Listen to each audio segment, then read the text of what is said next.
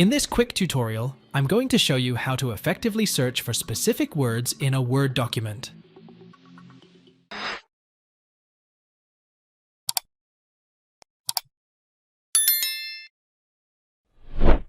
Open the Word document you want to search.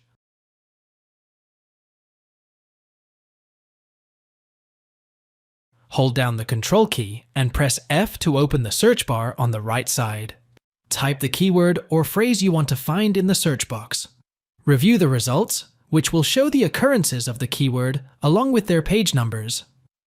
Click on a result to jump to that location in the document. Optionally, use the Find button in the top right corner to access the search functionality. Narrow your search terms if necessary to get more relevant results.